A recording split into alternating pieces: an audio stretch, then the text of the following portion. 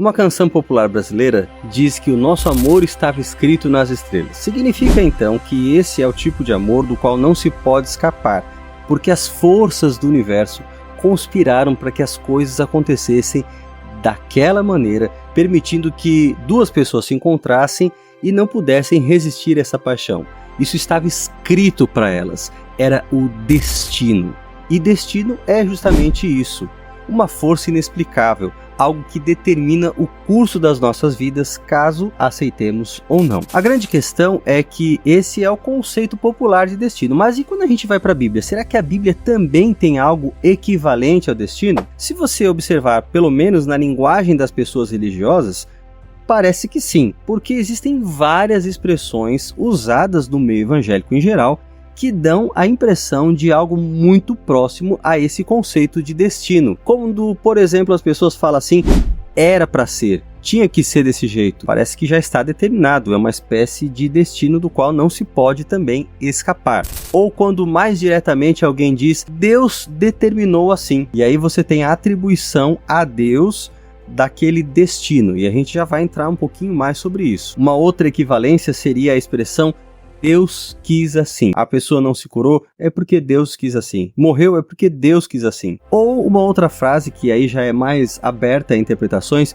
Deus tem um plano para você. É claro, Deus tem um plano geral para todas as pessoas e Deus também tem um plano específico. Mas quando alguém diz assim, Deus tem um plano para você, muitas vezes parece dar a entender que esse plano já está determinado. É um plano do qual você não pode escapar, esse plano vai acontecer, é só o tempo certo de Deus se cumprir que o plano vai estar em curso e ele vai realmente atingir você. Por tudo isso, parece que no mundo evangélico também há espaço ao conceito de destino.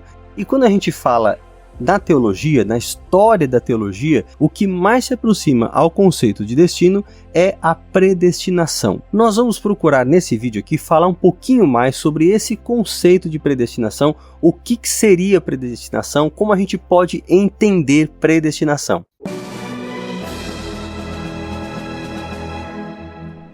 Esse aqui é o canal Todavia, que a gente fala sobre fé cristã em assuntos contemporâneos. Você pode curtir, se inscrever, compartilhar. Isso vai sempre ajudar o nosso canal a ganhar relevância e esse assunto também a ser discutido por mais pessoas. Nesse vídeo eu falo sobre predestinação.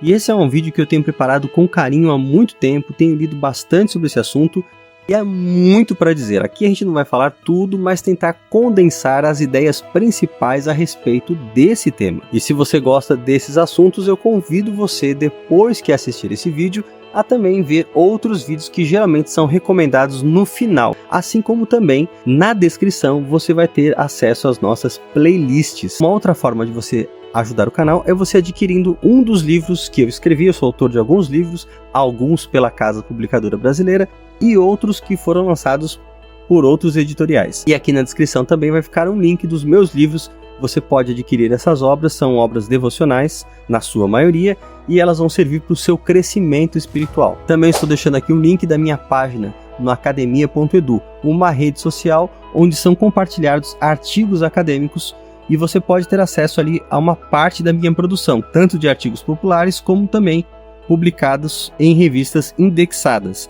E ali você vai descobrir um pouquinho mais daquilo que eu pesquiso, geralmente relacionado com identidade adventista. Vamos para o nosso tema. Então vamos entender por que a predestinação é considerada aqui a heresia das heresias. Em primeiro lugar, nós temos que destacar que a predestinação em si é uma doutrina bíblica. A Bíblia fala sobre predestinação. O grande problema é que há diversas interpretações a respeito deste tema, especialmente quando a gente fala da teologia reformada. E eu vou depois falar um pouquinho sobre a teologia reformada. É claro que essa teologia tornou, de certa maneira, a predestinação o centro da sua proclamação. Mas também há outras teologias que abordam uma visão muito próxima a essa que a teologia reformada tem a respeito de predestinação. E já que é uma questão de interpretação de textos bíblicos, como é que nós podemos entender esses textos bíblicos que são usados pelos reformados quando tratam de predestinação? Será que esses textos estão sendo bem interpretados? Será que é isso que realmente a Bíblia está dizendo? Bom, eu não tenho a pretensão de resolver tudo, porque afinal de contas, há séculos os estudiosos se dividem sobre esse assunto. Então não é num vídeo curto que a gente vai destrinchar todo esse tema e dar todas as respostas. Eu não tenho essa pretensão, mas pelo menos eu quero expor o básico sobre o assunto e dar algumas pistas e falar disso de uma forma pelo menos panorâmica.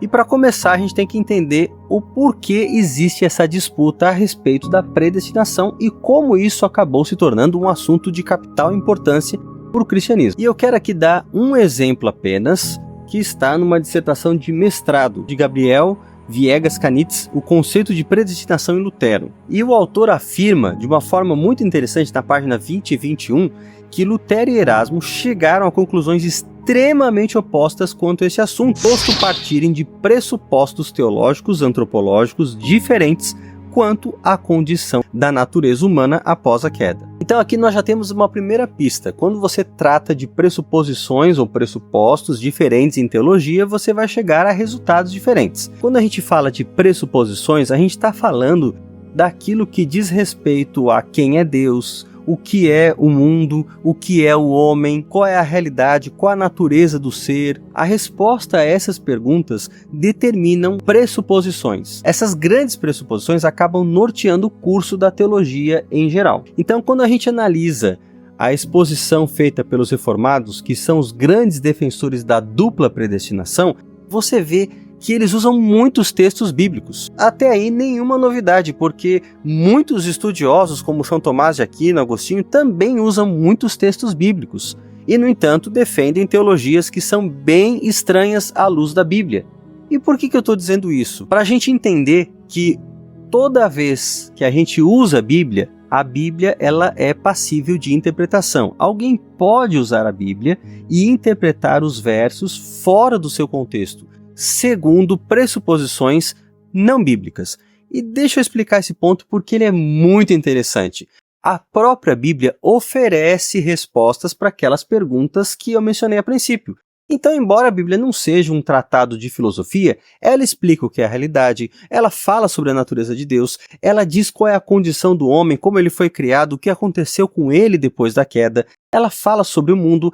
A Bíblia tem respostas implícitas ou explícitas a essas perguntas. No entanto, você também pode interpretar os dados bíblicos seguindo outros tipos de pressuposições, e muitos fizeram isso ao longo da história da teologia, usando pressuposições, por exemplo, da filosofia grega. A gente vai falar como isso afetou nesse caso aqui do conceito de predestinação, mas você também tem aqueles que mais recentemente usaram pressuposições extraídas de filósofos contemporâneos para fazer a sua teologia, para interpretar a Bíblia. E aí você está mais próximo do grupo de teólogos que forma, por exemplo, a Igreja Emergente. E há vários vídeos aqui no canal sobre igrejas emergentes. Esse foi o tema da minha dissertação de mestrado. Eu tenho alguns artigos também escritos sobre isso daí. O que eu quero deixar claro é que você pode usar pressuposições a partir da própria Bíblia ou importar pressuposições. Mas quando você importa pressuposições que são alheias ao texto, você vai modificar o sentido original daquilo que a Bíblia queria dizer. Então, o fato de ter muitos ou poucos textos bíblicos não é suficiente. O mais importante é ver se esses textos estão sendo realmente respeitados no seu conceito e se eles estão sendo lidos à luz das pressuposições bíblicas. Mas vamos lá. Vamos procurar entender, a princípio, o que é realmente o conceito de predestinação. Basicamente, a doutrina da predestinação admite a incapacidade do homem de fazer escolhas por causa do pecado original, resultando em sua depravação. A única forma de o homem ser alcançado pela graça é mediante a escolha divina. Então, nesse caso, a salvação chega ao homem não por escolha dele, mas por escolha do próprio Deus. Deus escolheu alguns homens para se salvarem, demonstrando assim a sua misericórdia. Deus pegou como se fosse uma amostra de pessoas para que, de fato, ficasse comprovado o seu amor e a sua bondade. Mas a história continua, e a segunda parte dela não é tão agradável assim. Afinal, o lado B da história é que nem todos foram escolhidos para serem salvos. Os ímpios não foram abençoados com a graça, mas sofreriam justamente por sua própria pecaminosidade. Já os santos recebem o dom da perseverança e avançam com a certeza de, confirmada a sua eleição, não poderem se perder. Mas enfim, o que está por trás dessa compreensão? Será que ela é de todo bíblica ou ela parte de pressuposições que são alheias ao texto? Bem, quando a gente trata de predestinação, não tem como não mostrar a influência da filosofia grega. O autor Fernando Canali fala pra gente: em seus primeiros séculos, a igreja cristã adaptou suas crenças, sua liturgia e seus paradigmas a categorias ontológicas gregas, substituindo desse modo as pressuposições oriundas do próprio texto bíblico. Isso não significa que cristãos parassem de ler, estudar ou citar frequentemente a palavra de Deus, mas, a partir daquelas mudanças, a Bíblia seria interpretada por meio de uma determinada perspectiva. A mudança das pressuposições presentes no texto para outras importadas da filosofia clássica desempenharia papel preponderante na maneira de se entender a Deus, a realidade, o homem, o conhecimento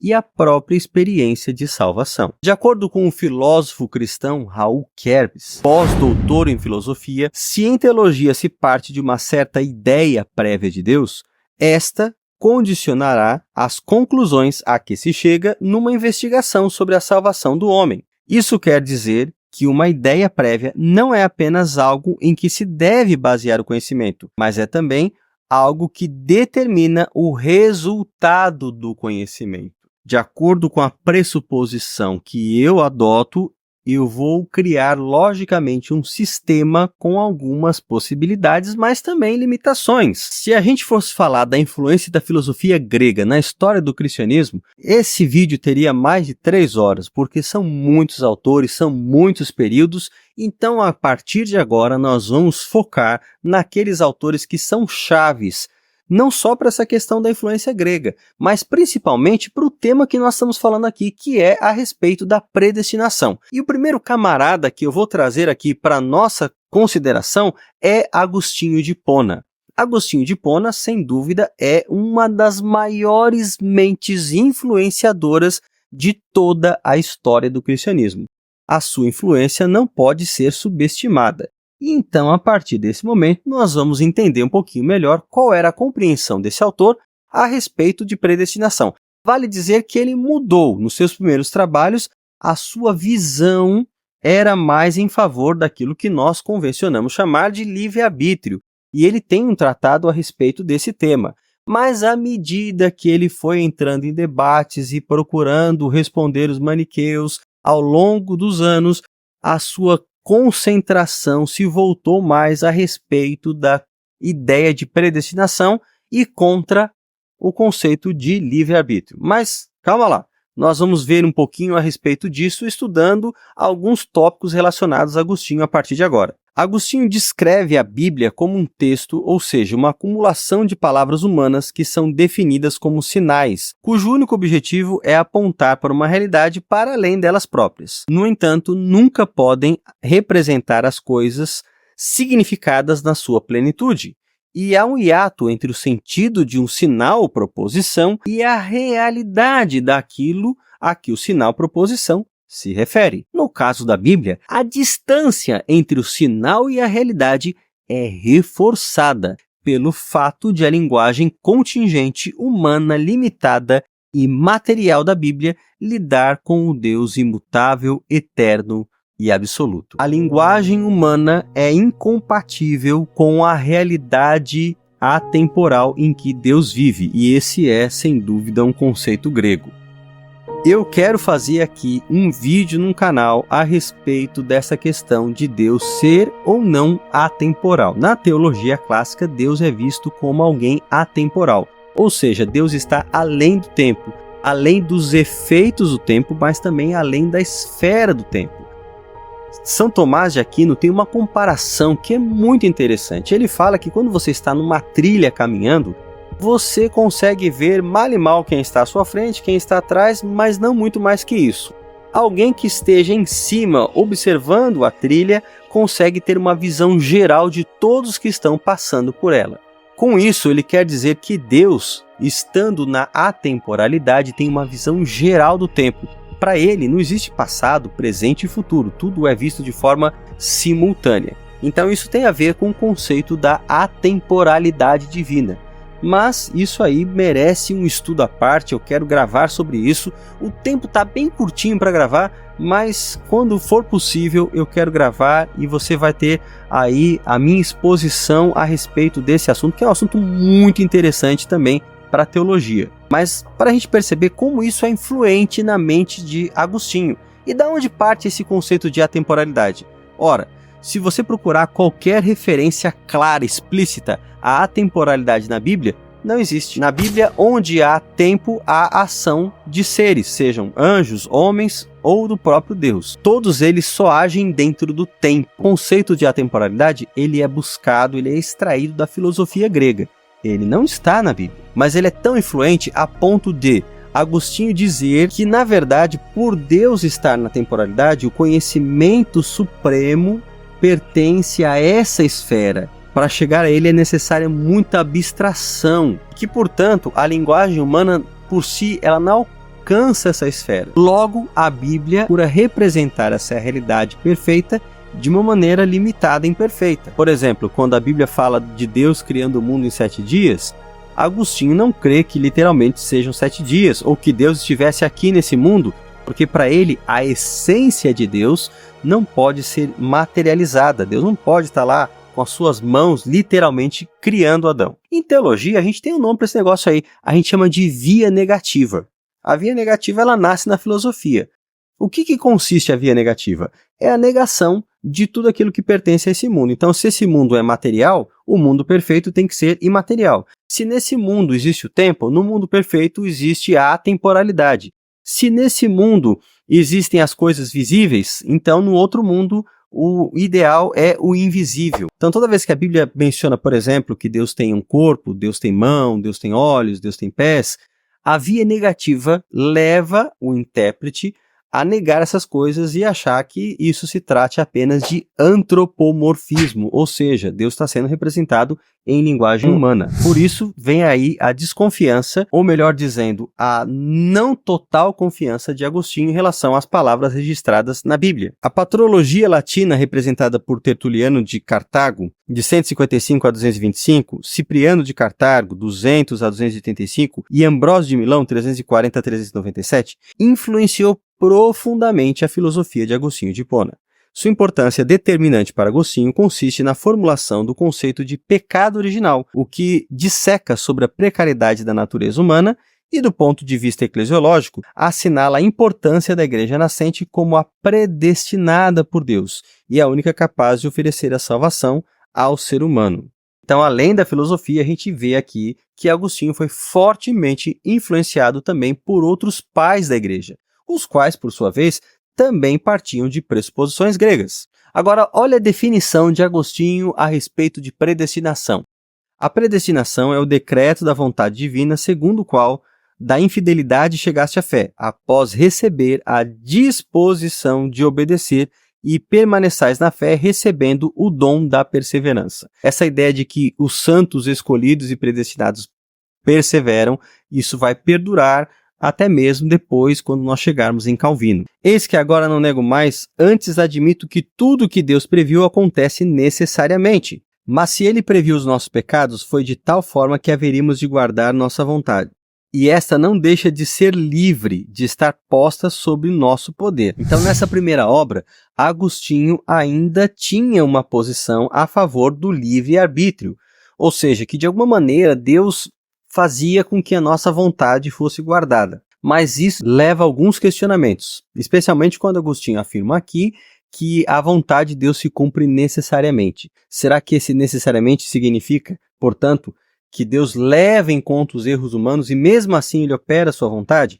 Parece que sim, porque no Tratado sobre a Trindade, Agostinho tem um ponto em que ele fala a respeito de um homem sábio. É uma comparação que ele utiliza. Esse homem sábio, para cumprir a sua vontade, usa homens como seus empregados, que são movidos pela ganância, pela recompensa, e também animais, seres que não têm uma vontade própria, são irracionais. E ele usa essa comparação para estabelecer que, da mesma maneira como esse homem faz com que as coisas aconteçam e por mais que outras vontades estejam envolvidas, ele é a causa de tudo acontecer como acontece, também Deus, de certa maneira, faz com que todas as coisas aconteçam, mesmo levando em consideração a vontade de pessoas boas, cooperativas, fiéis e daquelas que são ímpias. Então parece que está ainda um pouco nesse contexto aqui. Agora veja como Agostinho coloca não a vontade humana, mas o chamado de Deus à frente da vontade humana. É como se o chamado fosse irresistível. Perceba que o termo irresistível não é usado aqui, mas a ideia está presente. Os incluídos nessa vocação são todos ensinados por Deus, e nenhum deles pode dizer "cri" para ser chamado, pois a misericórdia de Deus se lhe antecipa, sendo chamado para que cresce. Portanto, retirou-nos do mundo quando ele vivia no mundo, mas já eram eleitos em si mesmos, antes da criação do mundo. Olha como Agostinho vê essa relação entre graça e predestinação. Todavia, entre a graça e a predestinação, há apenas essa diferença. A predestinação é a preparação para a graça, enquanto a graça é a doação efetiva da predestinação. Pela predestinação, Deus previu o que havia de fazer, pelo que foi dito, fez as coisas do futuro. Isaías 45, segundo a Septuaginta. Portanto, a predestinação de Deus, que é prática do bem, é, como disse, preparação para a graça, mas a graça é efeito da própria predestinação. O conceito de graça de Agostinho é que está relacionado à predestinação. Deus só vai nos salvar não levando em consideração quem nós somos, as nossas falhas, mas segundo a sua graça. Nós não temos condições nenhuma sequer de escolher a salvação. No tocante ao caminho da piedade e ao verdadeiro culto a Deus, não somos dotados de capacidade que possamos atribuí-lo a nós mesmos, mas é a Deus do qual vem a nossa capacidade. 2 Coríntios 3, 5. Porém, a perseverança até o fim, como ninguém a possui a não ser o que perseverar até o fim, muitos podem tê-la, mas ninguém pode perdê-la. Aí você percebe que não só os santos são chamados, mas também os santos vão se salvar de todas as maneiras, porque Deus lhes deu o dom. E essa é uma diferença entre aqueles que foram predestinados e aqueles que não foram. Os que realmente perseveram é porque foram predestinados. Bom, então esses são alguns conceitos relacionados à teologia de Agostinho a respeito da predestinação. Esse autor via a predestinação como efetiva necessária para a salvação. Vamos ver agora o que Tomás de Aquino tem a dizer a respeito desse assunto. Então, de acordo com ele, Deus controla todas as coisas do universo, ele determinou todas as coisas e não tem como escapar da vontade de Deus. Tudo que existe, existiu antes na mente de Deus. Até o tamanho do universo foi predestinado por Deus. E o conhecimento exaustivo de Deus se deve à sua eternidade, a temporalidade. Agora, Tomás ele tem um conceito muito interessante porque ele acredita que os eleitos de Deus são muito diferentes daqueles que são os réprobos, os ímpios. Os eleitos foram criados um número exato, Deus já sabe quantos são, quem são. Já os réprobos não, eles foram criados apenas para cumprir necessidades. Eles servem para provar os justos, para aperfeiçoá-los, para criar dificuldades e aperfeiçoar o caráter deles. Essa é a função dos réprobos. Então não tem aquela expressão no humor que existe o humorista, aquele que vai fazer a piada, e existe aquela pessoa que vai contracenar com o humorista chamado de escada. Ou seja, ele vai servir apenas para dar a deixa para que o humorista faça a piada. Num sentido muito ruim, é como se os réprobos fossem apenas a escada dos santos. Eles vão dar a deixa para que eles se aperfeiçoem, para que eles façam boas ações, para que eles sejam perseverantes e que de fato estejam no caminho da virtude. Agora note essa citação da Suma contra os gentios. Os homens pecam porque se desviam de tudo o que é o fim último. Ora, como todo agente opera para o seu devido fim e que lhe convém, é impossível que Deus, a operar, afaste alguém do último fim, que é o próprio Deus. Logo, é impossível que Deus faça alguém pecar. Além disso, o bem não pode ser causa do mal. Ora, o pecado é o mal do homem, pois contraria o próprio bem do homem, que é viver segundo a razão. Você percebe aí a influência aristotélica que marca o pensamento de São Tomás de Aquino, numa época, claro, que os escritos do filósofo grego haviam sido revividos, reencontrados, retraduzidos por toda a Europa. Então, aqui, no conceito de Aristóteles, é importante que o homem existe para cumprir um determinado fim, que é filosofar. Esse é o ápice da experiência do homem. Ele cumpre o seu objetivo enquanto homem quando ele usa sua mente para abstrair, para atingir o pensamento mais elevado. E São Tomás de Aquino, ele fala que também aqui, nós vimos, que o maior bem do homem é viver segundo a razão, que, portanto, Deus não planejou o homem para que ele pecasse. E é estranho a gente contrastar esta citação com a citação anterior, porque ali Deus cria os réprobos, e aqui não. Aqui Deus não cria, Deus não é responsável. Lá Deus é responsável pelo mal. E a gente poderia pensar, se Deus cria todas as coisas, se ele é responsável por tudo que existe, e tudo foi criado do jeito que é, porque Deus assim o concebeu, e ele planejou tudo em detalhes, o que dizer do próprio Satanás? Talvez Tomás de Aquino aborde essa questão, mas eu não tenho conhecimento disso. Se alguém tiver, pode deixar aí nos comentários. Mas a verdade é que essa questão fica no ar. Se Deus é responsável pela criação dos ímpios, ele criou o próprio diabo? So loved the world, God so loved the world that he gave his only begotten Son, that whoso